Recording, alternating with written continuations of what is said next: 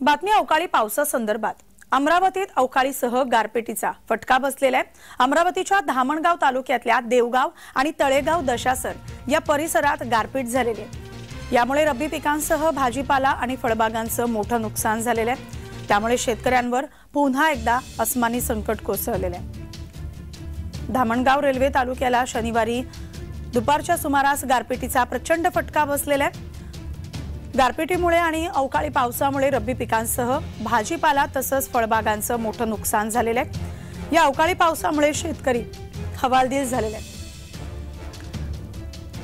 गेल्या वर्षभरात अवकाळी पावसामुळे यापूर्वी देखील शेतकऱ्यांचं अशाच प्रकारे नुकसान झालं होतं। त्यामुळे शेतकरी पुन्हा एकदा संकटात सापडलेले आहेत।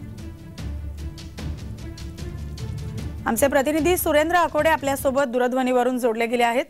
सुरेंद्र, अवकाळी पावसाचा फटका शेतकऱ्यांना बसलेला आहे। यापूर्वी देखील अवकाळी पावसामुळे शेतकऱ्यांचं नुकसान झालेलं आहे। पुन्हा एकदा अवकाळी पाऊस झाले, शेतकऱ्यांवर काय परिस्थिती बेतली? नक्कीच खरं तर काल अमरावतीमध्ये धामणगाव तालुक्यात अवकाळी पावसाने गारपीटचा फटका झाला आणि धामणगाव तालुक्यात देवगाव, तळेगाव, दशासर या ठिकाणी गारपीट देखील झाली।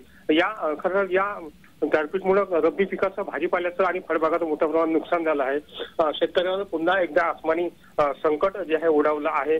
दुपारच्या सुमारास जवळपास गारपीटचा फटका बसला आणि जवळपास 2 तास हा गारपीटचा फटका चालल्यानं पुन्हा एकदा शेतकरी चिंतेत पडला आहे। आधीच कर्ज बाजारी असलेला शेतकरी इथला पुन्हा आता संकटात पडला आहे। पीक हाती आलेलं पिकाचं नुकसान झाल्या कारणानं पुन्हा एकदा शेतकऱ्यांवर नुकसानाचं भर जे त्यात पडलेली आहे। त्यामुळे चिंताग्रस्त जिल्ह्यातील शेतकरी या ठिकाणी दिसून येतो। मिनल, अगदी सुरेंद्र, धन्यवाद तुम्ही दिलेल्या या माहितीसाठी।